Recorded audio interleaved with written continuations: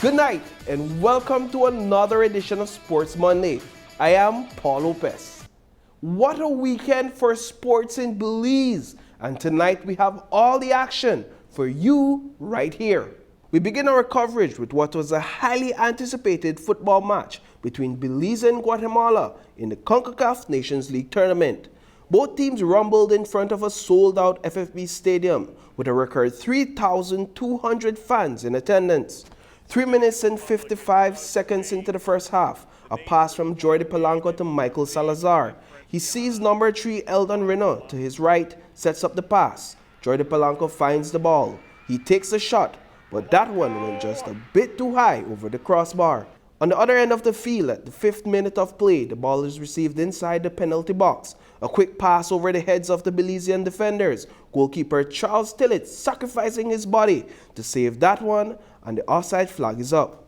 15 minutes and 38 seconds into the first half, and Guatemala looks to attack the goal once again. Guatemalan Darwin Lum tries to save the play, and he is fouled inside the penalty area for the first and only penalty kick of the match. Mejia lines up to take the shot and a save by goalkeeper Charles Tillett.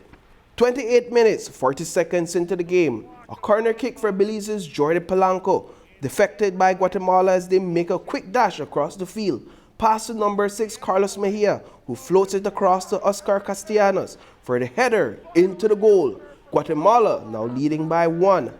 At the 43rd minute and 28th second, Guatemala in possession of the ball. Galindo to Morales on the right wing, outside to Santis. He shakes off Eldon Reno, gets to the top of the penalty box and fires from outside, straight into the net for a second goal for Guatemala. Team Belize was down 2-0, but they were not yet out of the fight.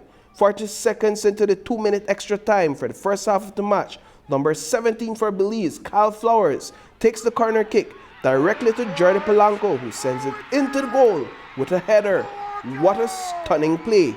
The first half ended 2-1 goals in favor of Guatemala. 2 minutes into the second half, Carlos Mejia sees the opening on top of the penalty box, fires a missile, deflected by Tillett. Lum tries to recover with a kick, deflected again by Tillett, a header to the goal for a third attempt, and the ball is cleared out by Belize's Daryl Maivet. Team Belize would go on to lose the match 2-1. We heard from number 16, Jordi Polanco, following the match. It was a very special moment, scoring a goal for our national team is a great feeling.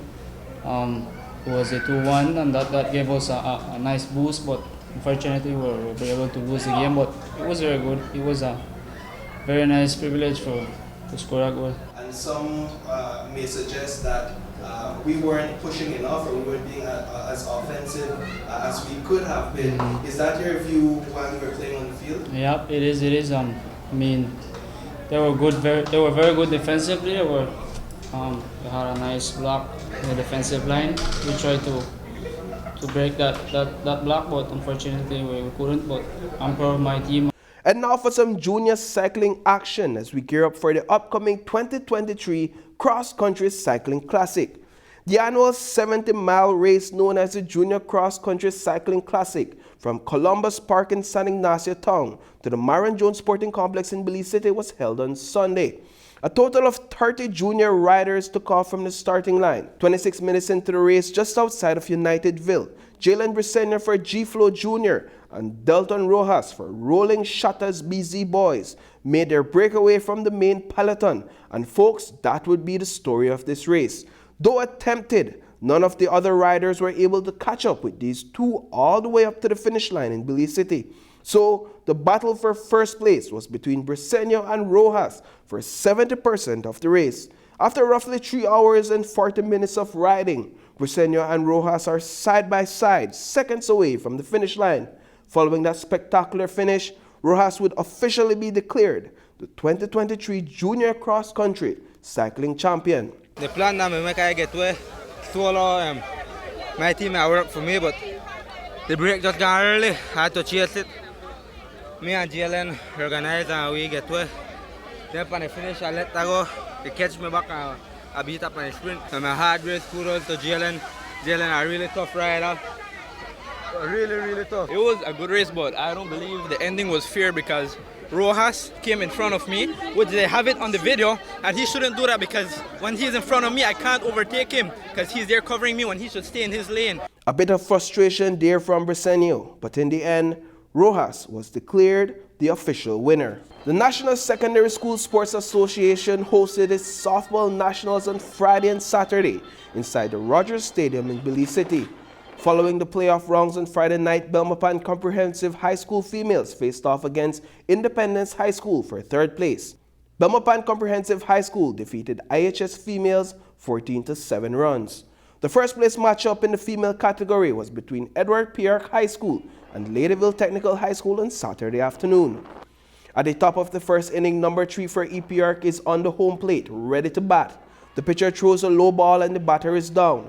She gets to advance to first base, and then a steal from second to third base, but the play is called off. Number 17 makes a second attempt at the steal to third with a new batter on the home base. She is successful. A hit into the left field as Ladyville Tech fielders scramble to recover. One player makes it home safely, and then a second runner with a dramatic slide to home base as the backstopper loses her helmet and her hair is in the wind. A second hit into the left field for EPR sends a third runner to home base. At the bottom of the first inning, with a batter up for Ladyville Tech, an attempt is made to steal from second base to third base, but the backstopper reads the play in a timely fashion and passes it for the out, much to the dismay of Ladyville's head coach. At the bottom of the second, with a runner on third base, the pass from the backstopper is fumbled, clearing the way for Ladyville to make a needed run. EPR females would go on to win the match and be crowned the 2023 High School Softball Females Champions. The male championship matchup saw the San Pedro High School Tigers face off against the St. John's Junior College Wildcats. San Pedro High School fielding at the top of the first inning. A hard hit into the left field sends one runner in for SJC.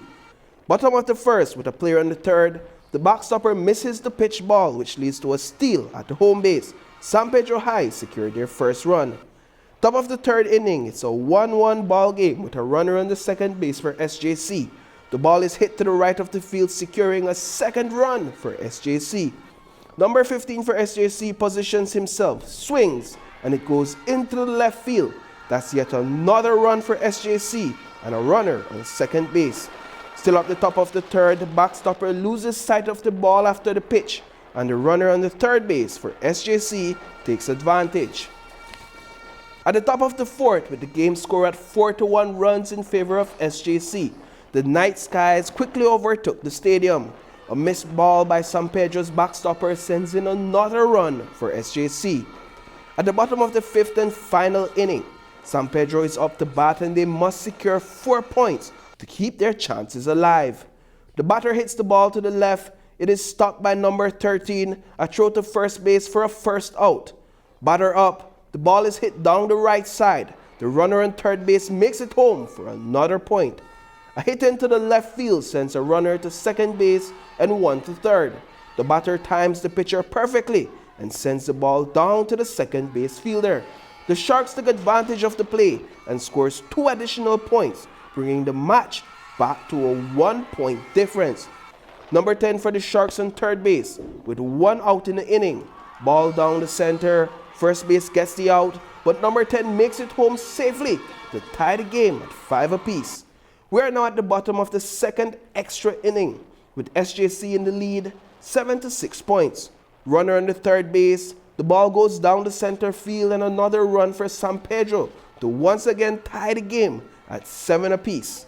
Runner on third, a hit into the open field from the batter sends that runner home to secure the win for San Pedro High School Sharks.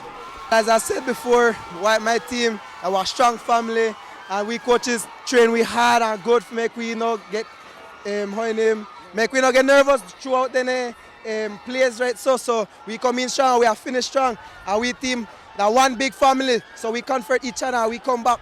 Now, tell me something, what was the greatest challenge for you guys against SJC?